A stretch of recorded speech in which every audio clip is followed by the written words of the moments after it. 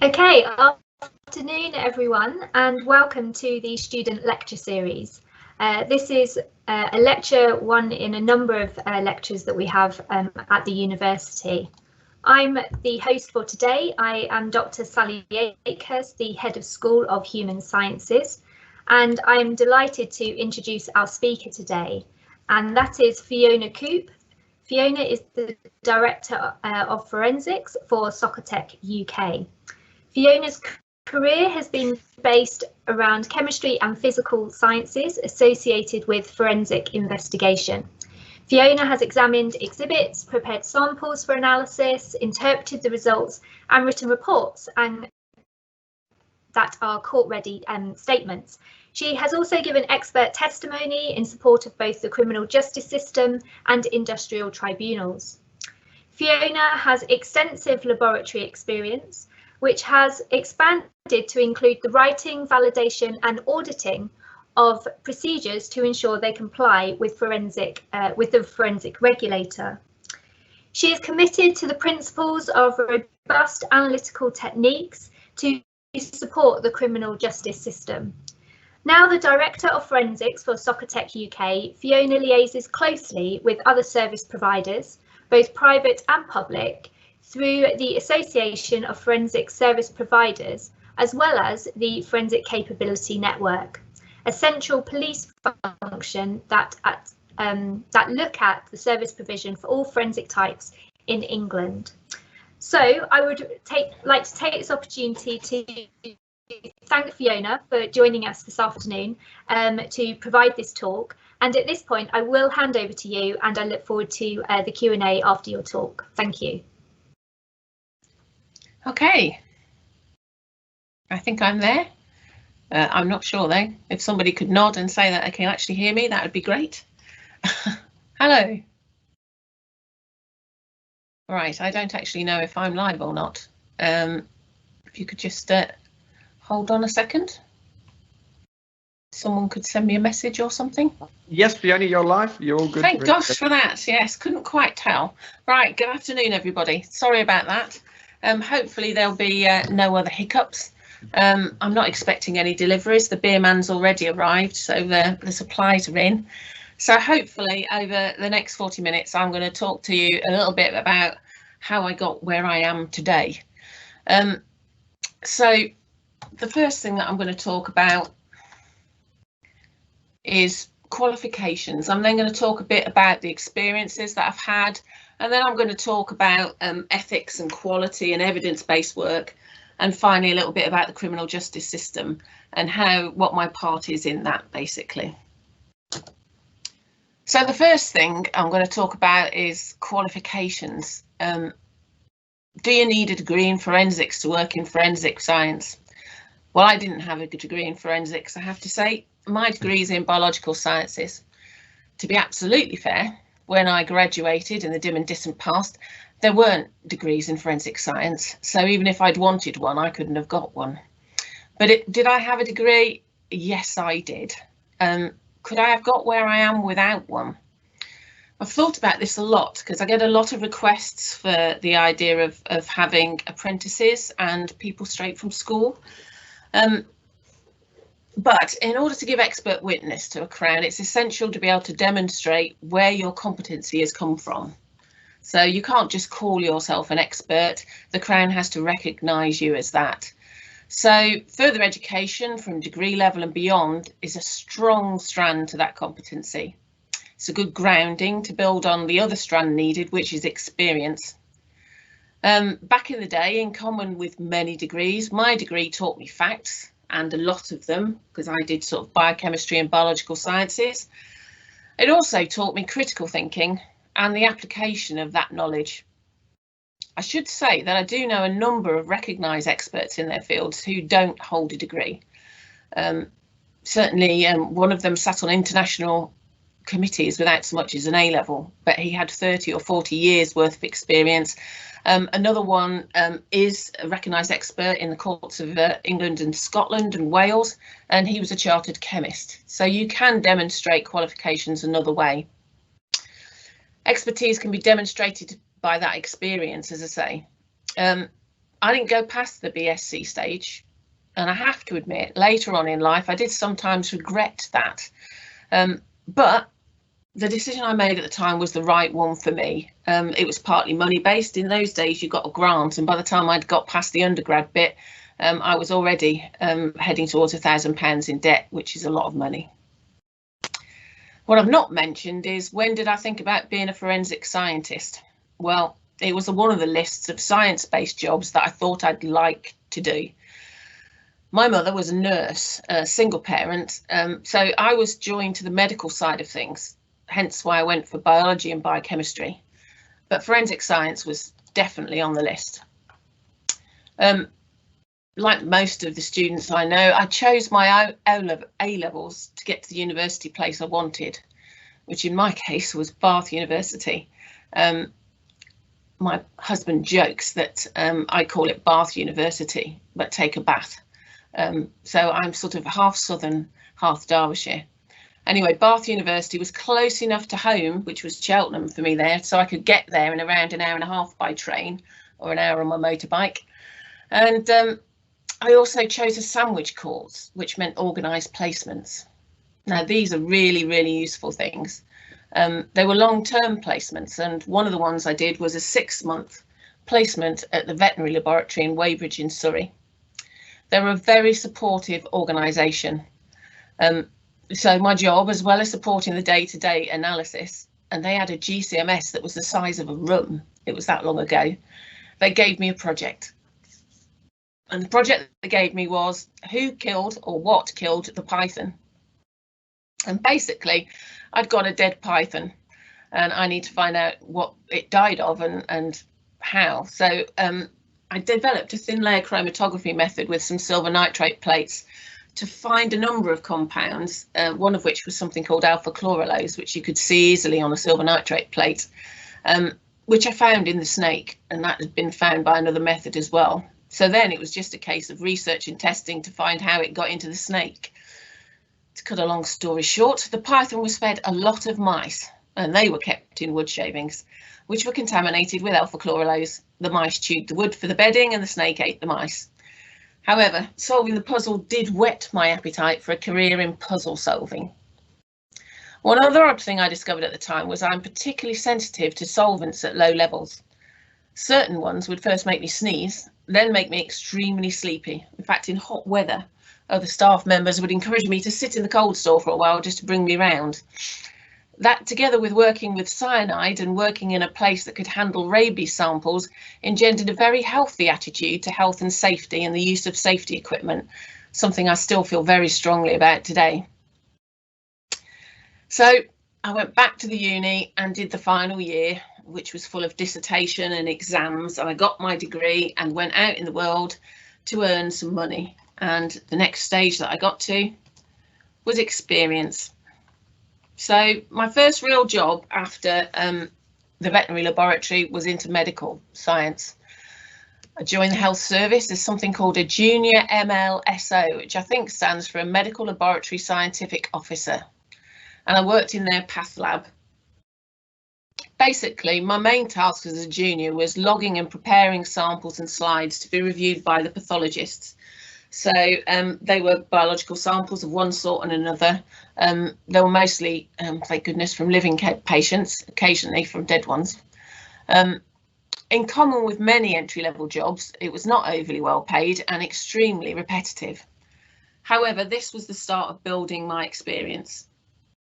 And as mentioned earlier, my experience with solvents did improve some of the safety protocols they had in place at that laboratory, because I still had the tendency to drop off if I accidentally got a nose full of solvent. So they improved their extraction in the laboratory so that I wouldn't drop off. I was only there for about 9 months before there was a personal change in my life, and from Birmingham I moved to Derbyshire, met my current husband, and we married and had a daughter. So when I was ready to return to work, I had to start again. For people who have families when in work, either through maternity or paternity leave, if you have that within a role, then you don't really have to start again. You can go back to where you were. But if you have a child in between jobs, then you start from beginning. And at the time, I had a friend of the family and they worked for British Rail Research. Now, working in the rail industry was not on my job list. I was definitely going down the maybe chemistry, maybe biology route.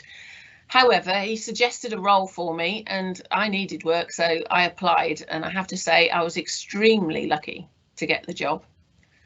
The British Rail Research was a wonderful institution whose remit covered everything, every aspect of consultancy and engineering that the railway industry could possibly need. If they needed to know if there was stuff wrong with the sandwiches, we would analyse the sandwiches. The section I was recruited into was called the Analytical Services. And as I say, their business case was, if it needs analysis, we can do it. There was a huge amount of history associated with this, from the very early days of the railways, when there were lots of different companies like Great Western Railway and etc. They all had their own individual laboratories, and those laboratories did a lot of the quality control. So they would be working around the quality of the raw materials. So whether the coal was of decent quality to run a train, whether the steel was suitable for making the rails and wouldn't buckle, etc. But they also played a crucial part in rail research as well. When the railways became privatised, all of those small laboratories were brought together into one large body called British Rail Research, and that was based on the London Road in Derby. That was their headquarters. The bit that I went into was their analytical services department. And so my first technique that I needed to do was looking at oil condition monitoring. Condition monitoring is where you measure a particular material with the idea that you can manage your maintenance of something. So in my case, I was looking at transformer oils. These are large pieces of electrical equipment on electric trains, and they require maintenance. If you maintain one of these transformers, you have to take the entire engine out of service while you do that. So you want to limit the number of times you do that, but you don't want them to break down. So the idea is that you do just-in-time maintenance. It was quite exciting for us because one of the things we looked at was whether there was gases being generated in the oil, and if there were, that was because the transformer was sparking, causing the production of gases in the oil. We would measure that over time and look at trends, and if there was a sudden spike, then we could get on the phone immediately and tell them to stop the train, which we all thought was very exciting. But what it really meant was when it got to the next convenient place, they actually did stop the train and put another engine on the front, and so it minimised the disruption. I did enjoy that job, and I met many dedicated rail workers. I learned how passionate people can be about a job, and they were. There is a tip, however. If you want to annoy a true railway worker, that's complain that whenever you see workers by the line, they never seem to be actually working. That really annoys them. And that's because there's a train on the line. That's why they're not working. Some of you might be old enough to remember headlines about the wrong kind of snow, where the whole of the rail network ground to a halt. And certainly in the southeast they did. Or the other one was the leaves on the line stopping the train. If you are at all interested in knowing why, then put it in the questions and I'll tell you at the end. My next technique, however, took me a step closer to forensics, and this is where I started looking at glass refractive index measurement. Why would the railways be doing this? Well, in conjunction with all of their other in-house services, they had their own police service, the British Transport Police. They handle all the crime on rail property and still do. So they did burglary and theft, etc., and that included refractive index measurement.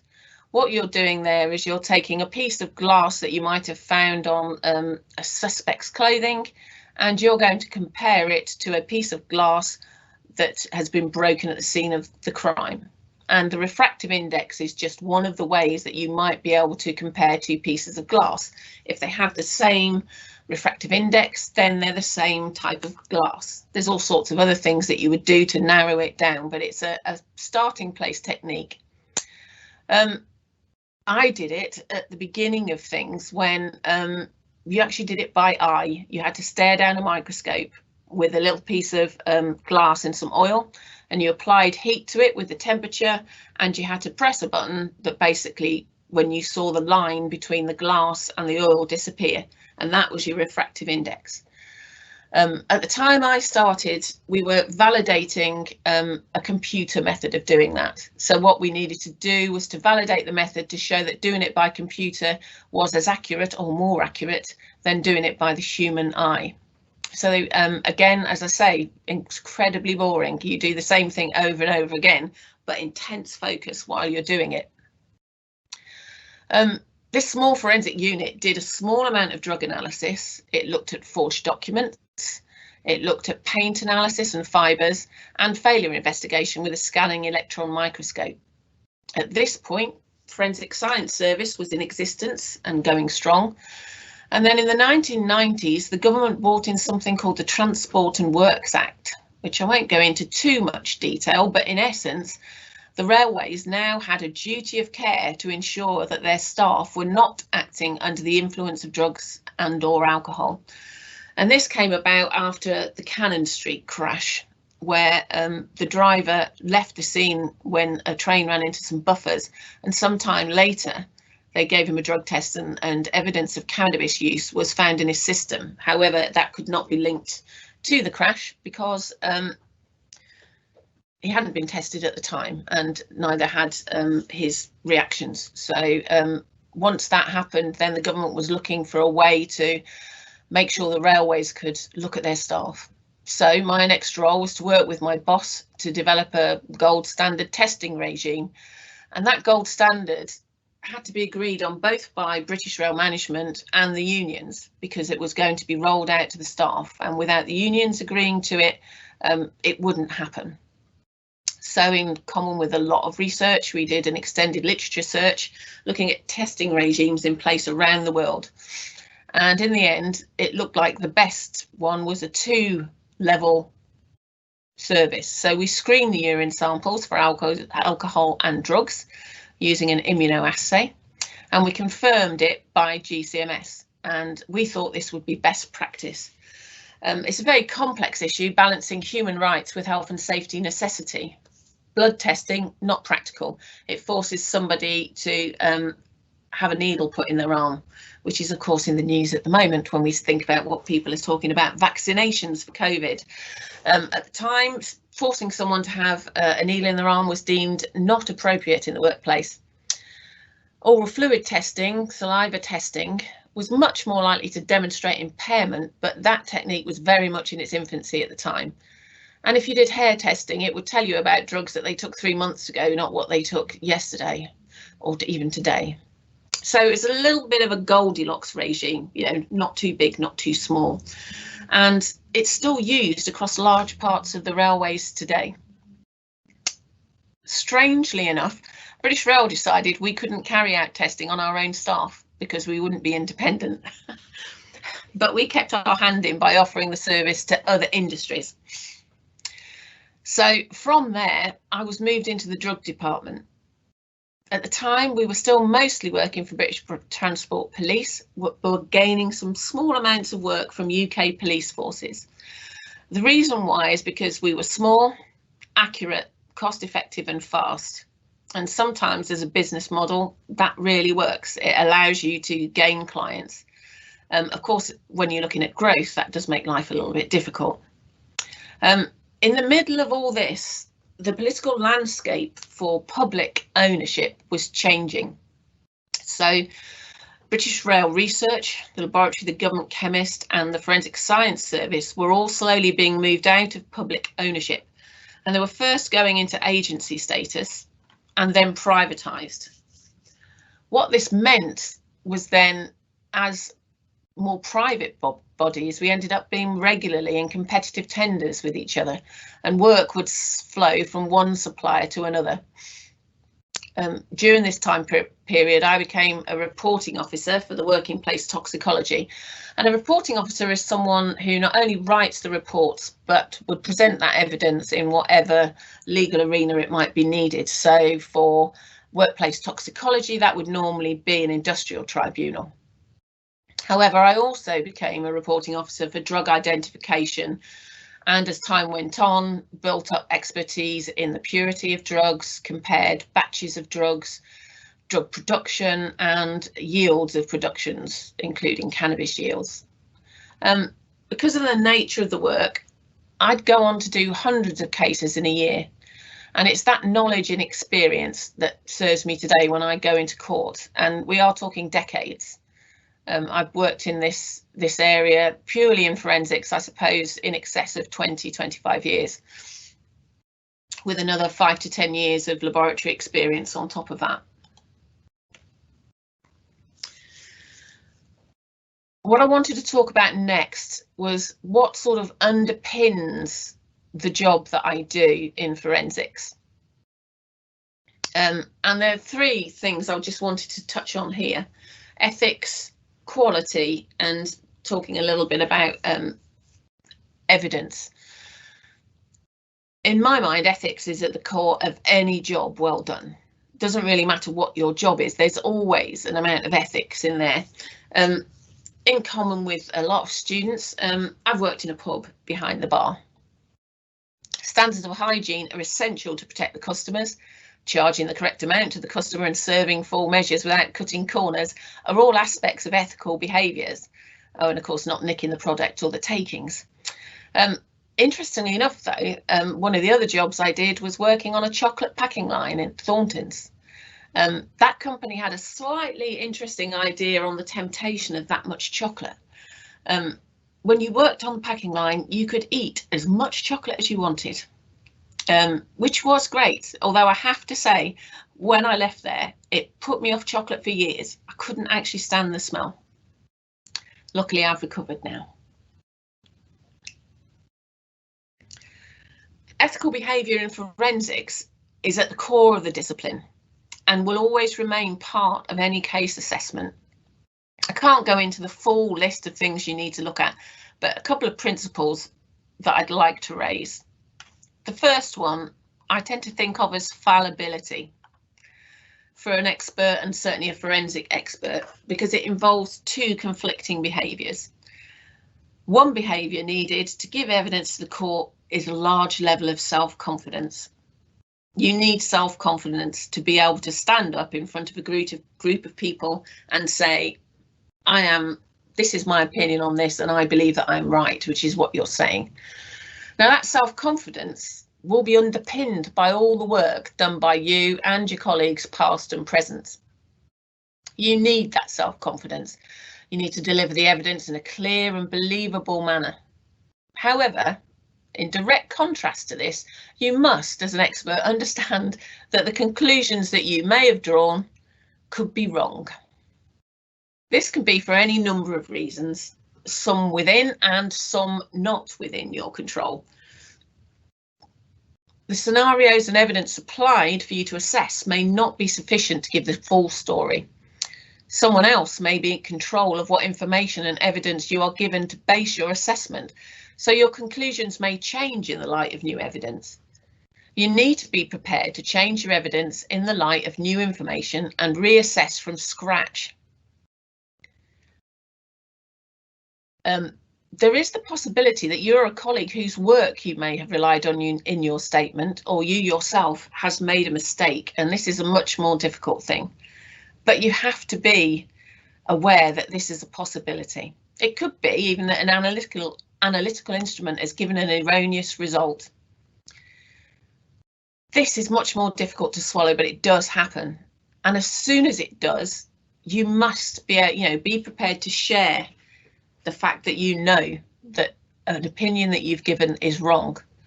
This can be before it gets to court. It can actually be in court, and it could be after court. And any conclusions that you've had will need to be reassessed in the light of new evidence. Who do you tell? Well, in the case of someone like us, a forensic service provider, we would immediately let the crime prosecution service know, we would let the police know, we would let the forensic regulator know, we would let a group called UCAS, the United Kingdom Accreditation Service, know. We let them know immediately. And we also have to assess if that mistake or instrument error could have impacted on any other case. And you have to be prepared to be able to do that. The second one that I wanted to go to very briefly is an ethical concept, is cognitive bias. Most forensic work is carried out under specific conditions, and at every stage there's the opportunity for cognitive bias to influence the outcomes and conclusions based on the evidence. I'm sure many of you, like me, you've watched UK, European and American cop shows where the collection of evidence in the first place can be biased by someone already having an idea of who did it, and they therefore only collect the evidence that would support that belief. These days, the dramas have developed and become more complex, partly to make the puzzle more interesting, but also to support the idea that forensic science is not biased and will step in with evidence to exonerate the innocent. At a drug scene, for instance, I may be asked to assess the scene and look for evidence of drug production. Does that mean that I am already biased? Well, potentially, yes. But in essence, I have to assess every piece of evidence I do find to assess, in my opinion, if it can be used in drug production and/or it has been used in drug production. I also have to assess what I haven't found, and that would be essential to drug production. So if I found 3 out of the 4 things I need to make a drug, but I haven't found the essential 5th bit, I can't make an assessment that drug production could have taken place. So I need to look at what I do find, I need to look at what I don't find. And what I do find, I need to decide, could it be used for something else? So I need to be unbiased right from the start. So I need to be clear on what my evidence means.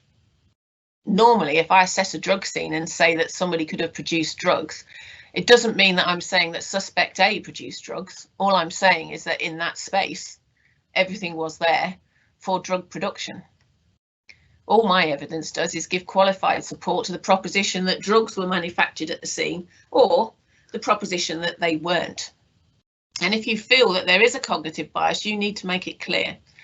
I attended one drug scene in Manchester and I assessed a scene where the evidence was conclusive that drugs had been produced at the scene. So for me, that means I'd got precursors, I'd got a cooking where it was halfway through. This is a kitchen, by the way. And then at the end, I've got some actual finished drug.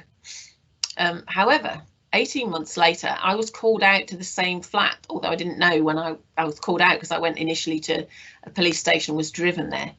Unbeknownst to me, it was the day that the occupant of the flat was on trial for the initial offence. The police force had decided that that was a good day to raid the flat because they knew the defendant wouldn't be there. However, in my report, I did declare that it was the second time that I'd attended the scene. But the outcome on this occasion was that whilst all the materials and equipment were there, there was no evidence that he'd actually produced any.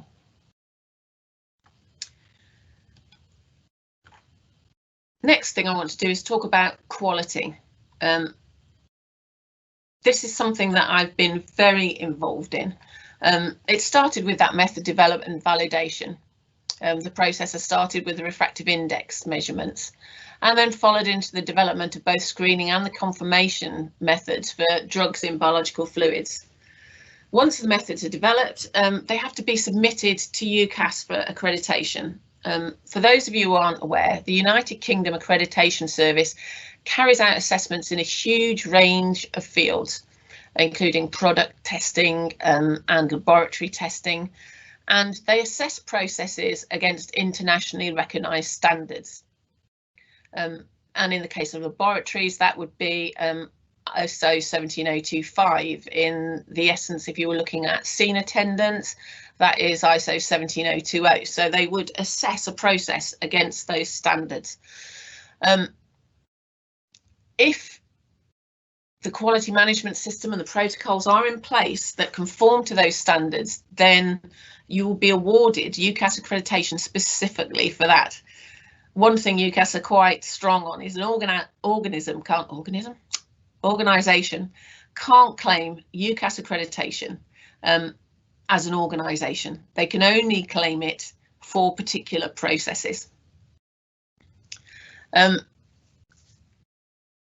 Skipping a bit, if you put the expert together with evidence garnered from activities accredited to international standards, the court starts to feel more comfortable that this evidence is reliable. So not only do you have your experts' qualifications and their experience, but you also have the fact that the majority of the work is done to UCAS standards, and that means that they have people coming in to check on a yearly basis, sometimes more often than that the protocols are being followed. If I want to make a conclusion based on analytical evidence, I need to be assured that the method used can give me that information. I need to fully understand the capabilities and, importantly, the limitations of any technique pertaining to the evidence I'm relying on.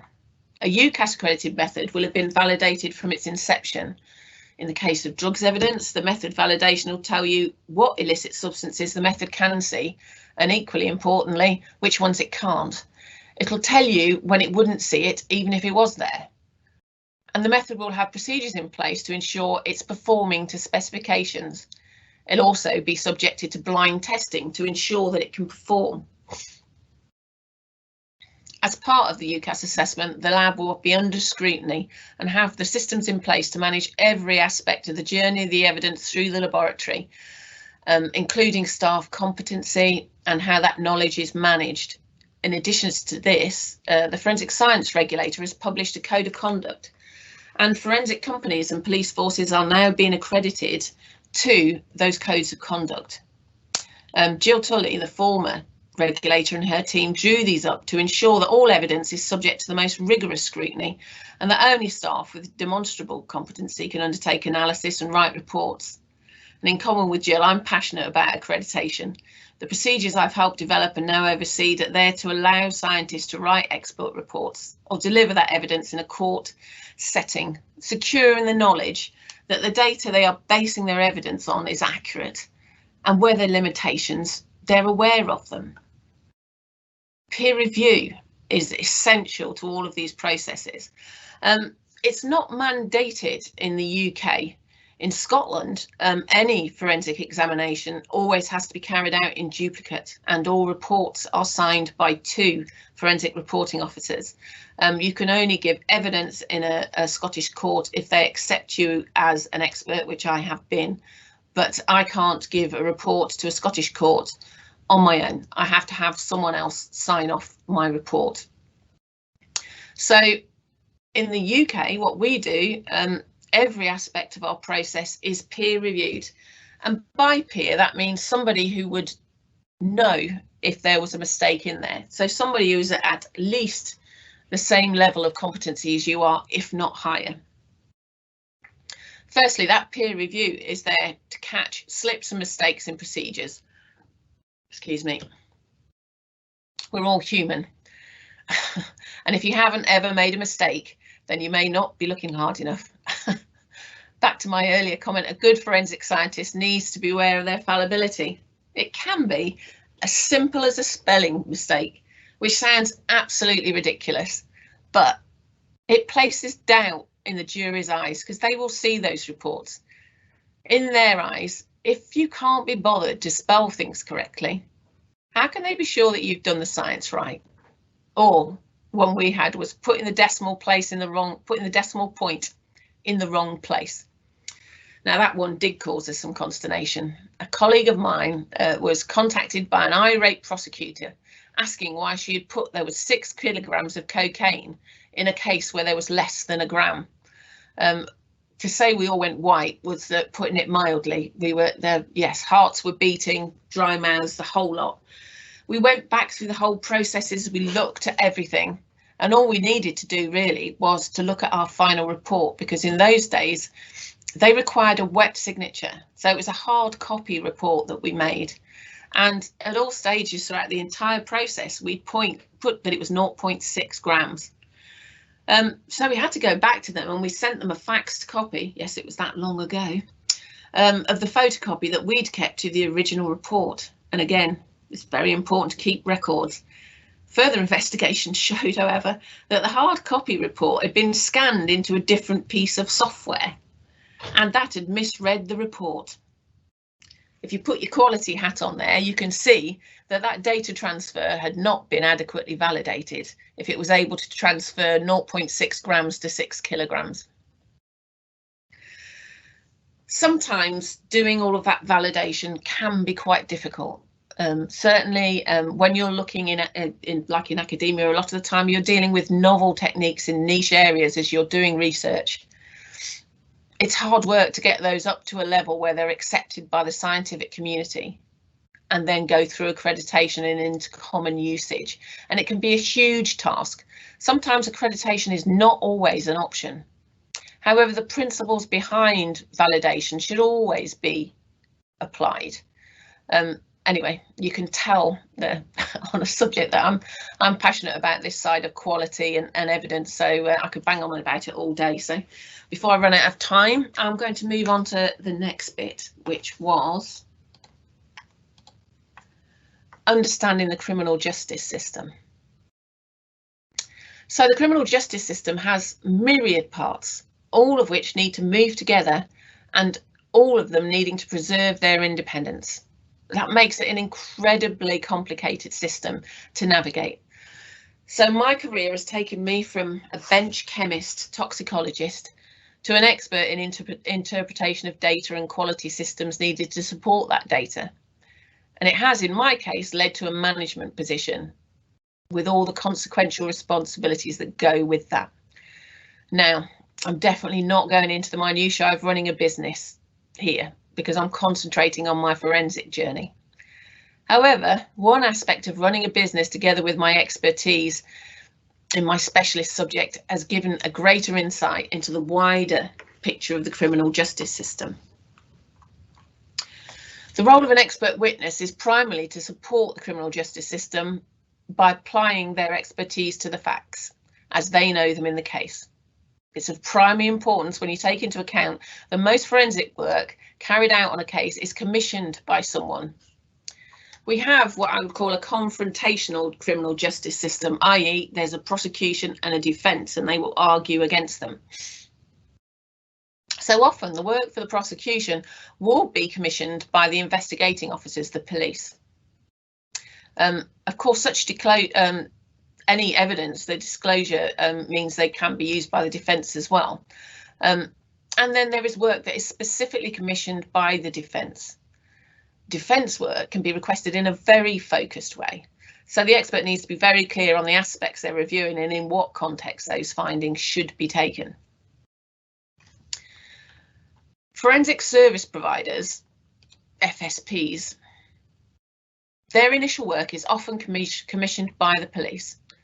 The police want to preserve their independence and the unbiased nature of their work, and understandably so. Their job is to work to protect and police the communities. Their reputation for unbiased investigation is essential because they've got to retain the confidence of the public.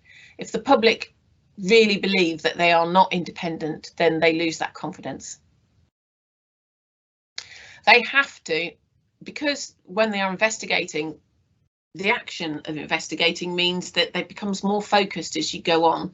They must at all times try and ensure they're not becoming blinkered. They have to keep stepping back to make sure that they're going in the right direction. The forensic service provider, whether inside a police force or outside, must also preserve their independence. As I said earlier, their overarching duty is to the court. So they can't fulfil that duty to the court if that impartiality is compromised. A forensic scientist must view their work from both sides, defence and prosecution. Are there alternative propositions which would be supported by the same piece of evidence? If there are, which, in the opinion of the expert, is the more likely scenario, and by how much is it more likely? We definitely don't have time to go into the details on modelling of that, of alternative propositions, Bayesian theory and all of that, but suffice it to say, they need to be independent. They can't be pushed into a certain avenue just by the person commissioning the work. When you get into the court itself, from the forensic provider's point of view, there's probably three forces at play here. You've got your lawyers and barristers working for the prosecution, and then you've got your lawyers and barristers working for the defence, and then there's your judiciary. Whichever side they're on, the lawyers and barristers, they need to stay independent of the police and the forensic service providers. It's their job to review all the evidence in the case and then present their view of it to the court. In the case of the Crime Prosecution Service, they'll be assessing whether there's enough evidence for the case to go to court in the first place, or if justice would indeed be served by it going to court. On the defence side, they need their independence because they'll need to assess what evidence and resultant conclusions should and can be challenged and what should be accepted. The judiciary definitely are very strong about being independent because they will be making final rulings or assisting the court to reach a final verdict. And as such, they can't work closely with the police or the forensic service providers or the lawyers and the barristers. Given the necessity of maintaining that independence and the consequential distance, it can be a difficult system. Oops. It's imperative that you remember your role in it and how that assists the process. There's other players I haven't put in the mix. For instance, you've got government and civil service.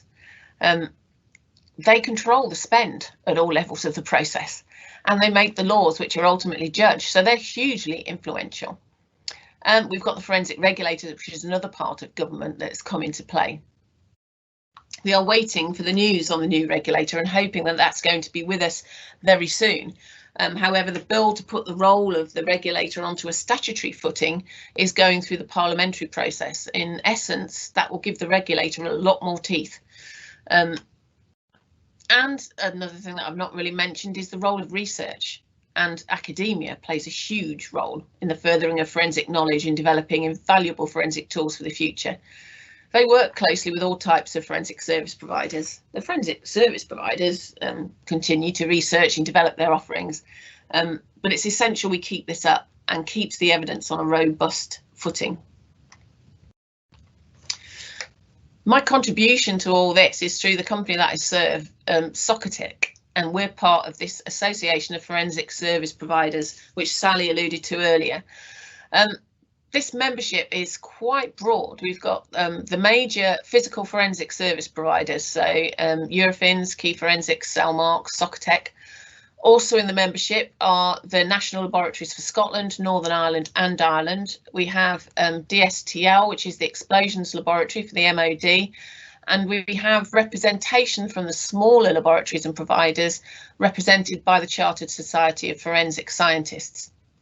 In that group, we have quality and health and safety groups, and we have working groups in DNA, biological fluids, drugs and toxicology, to name but a few. These groups are strong peer groups to discuss common issues. We carry out research in there. We work together to ensure best practice. We run internal blind trials, things like that. In addition to those working groups, the board members and it's spread around, will attend government meetings and give evidence to the committees on a huge range of subjects, from working around the DNA databases to the viability of the current service provision of forensics in the UK.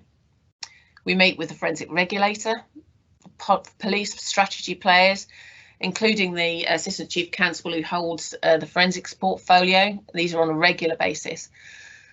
We work with the police and their financial arms, looking at procurement models and research and development, and we work with academics and people working in specialised forensic research.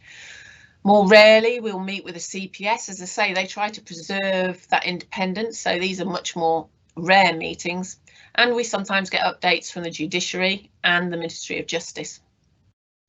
The other areas in this, the other voices in this arena can be incredibly loud. Politicians, police, Crime Prosecution Service, the regulator, but the association strives to make sure that forensic service providers at all levels actually have a voice and can be heard. So that was a relatively quick gallop through my life in forensics.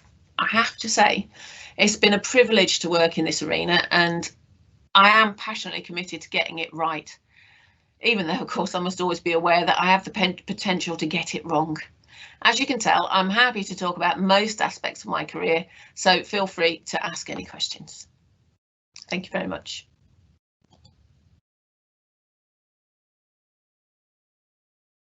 Okay, over to Sally. Thank you, Fiona, for such an interesting talk and for sharing all your experiences and how that's developed over those years, which is fascinating to listen to. We have forensic science within the School of Human Sciences here at the university, which I'm really pleased about, and I hope that our students are here listening to you today.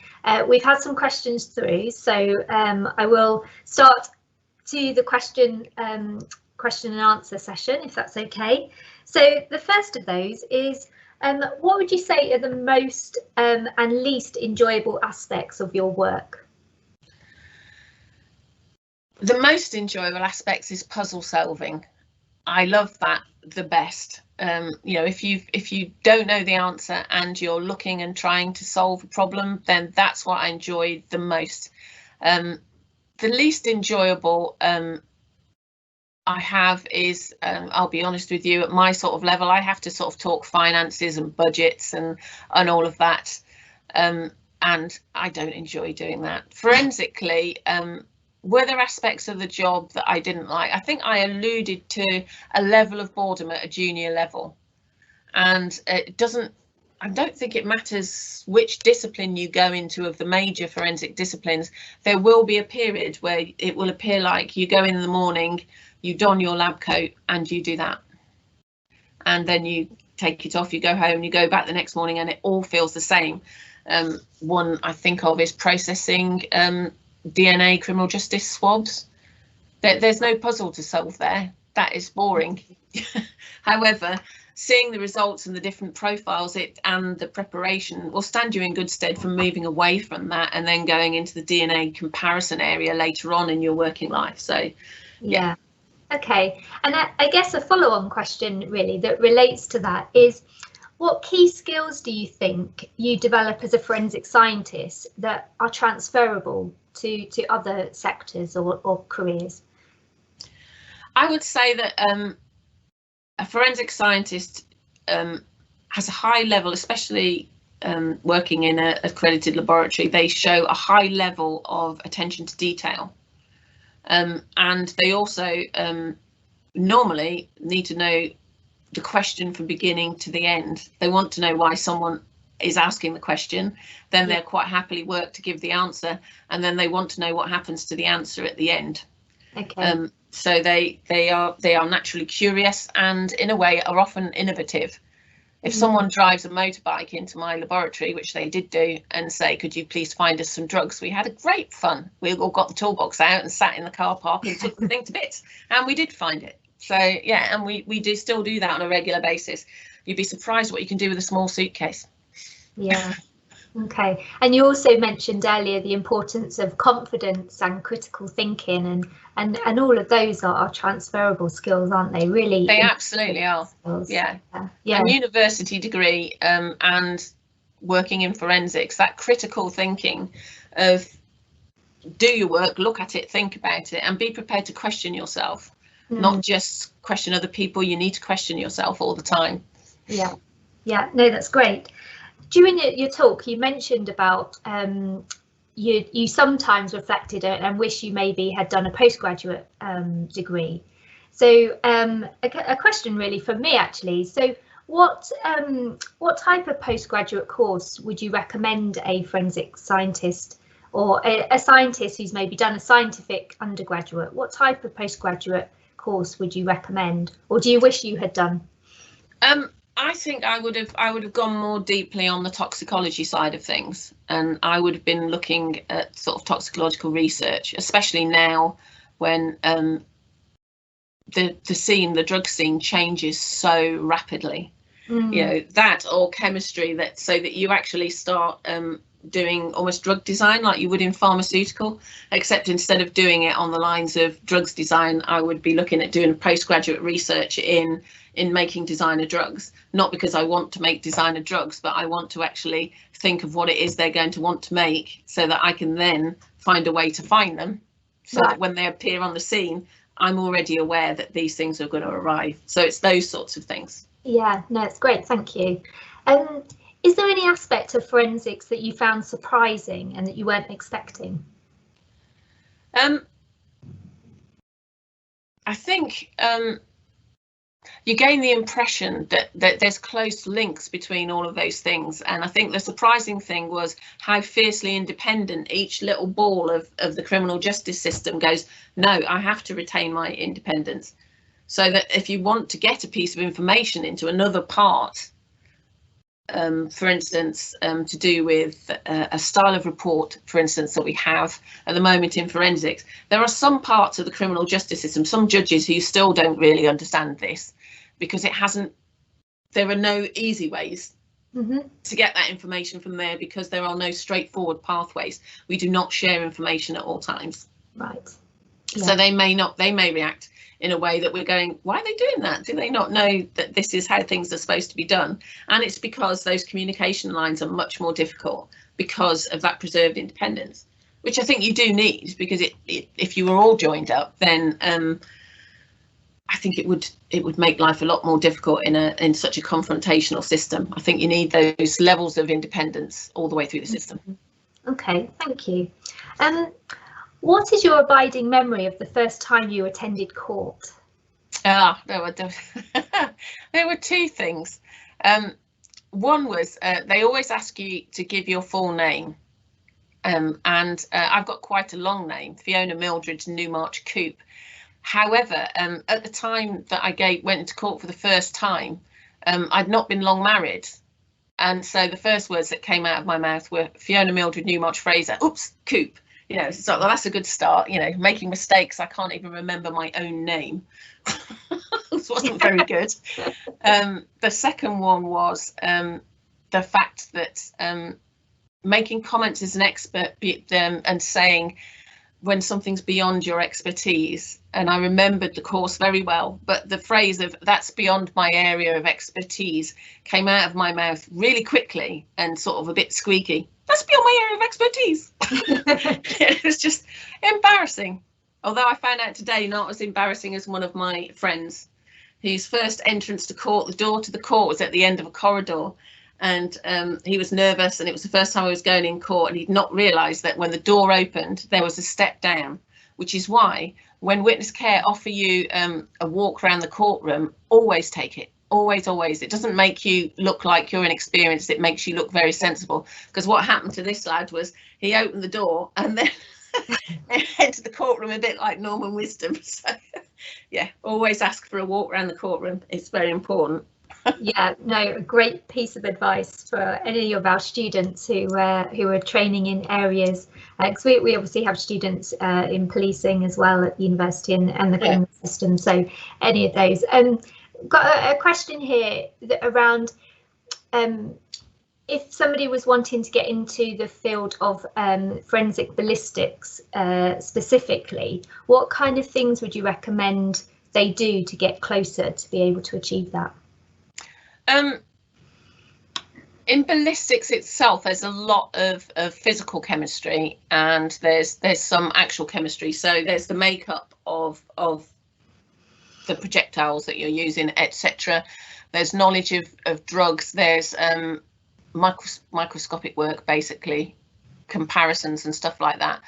Your best way of getting into that work of those sorts of things is to try and get work experience in a police force lab that's doing that, or I think DSTL will be doing ballistics work, things like that. Look for a laboratory that does that and see if you can get some actual experience doing it.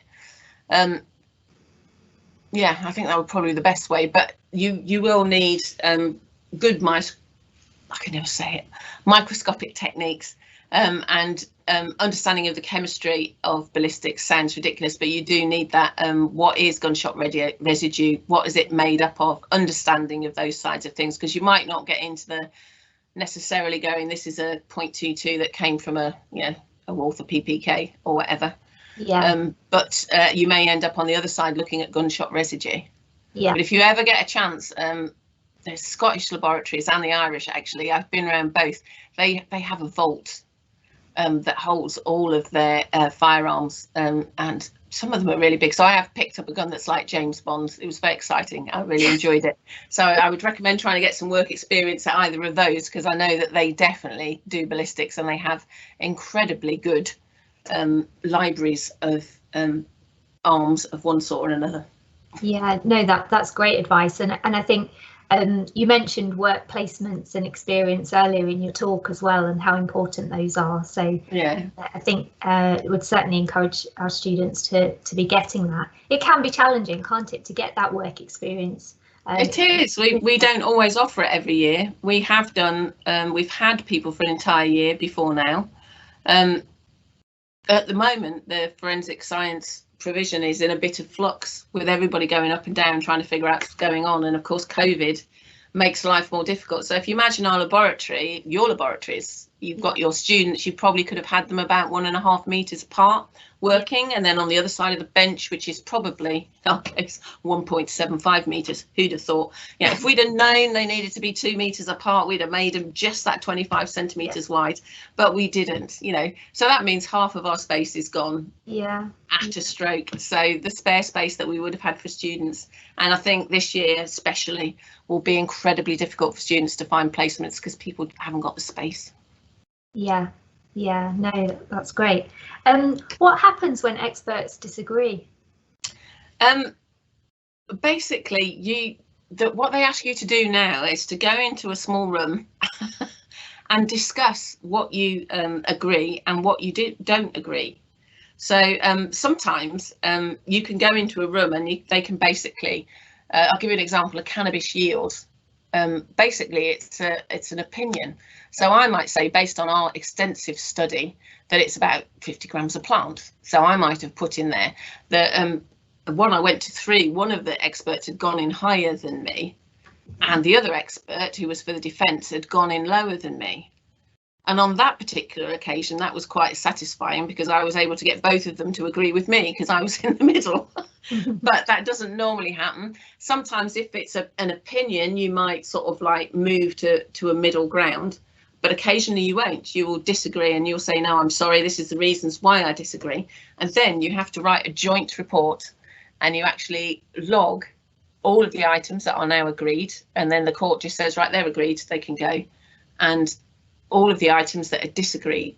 So that is the point where you then go into the witness box, and you will give your evidence, and they will give their evidence that they believe contradicts you, or vice versa. I have worked for the defence as well, so a prosecution scientist can go in and give their evidence, and then I would go in later and they would query me on that, and I would say why I categorically disagreed with it or not. So okay, fascinating. We have a police and investigations student with us in the audience, and they're asking, what are there any particular books or any texts that you might recommend for them to learn a little bit more about forensics? Not globally. I think the trouble with forensics, it's such a massive topic. Mm-hmm. It's a huge topic, because really forensics is a skill in applying science as opposed to a science in itself. Yeah. And I think that's the difference. It's not like chemistry. Well, actually, no, chemistry is huge as well, but ignore that. Yeah, finding one that that is specific. There are some books out there on forensics investigations, mm-hmm. and I think those are worth doing and worth looking for. Not pot boilers. You want something but sometimes even those, great crimes. How did forensics actually discover the answer?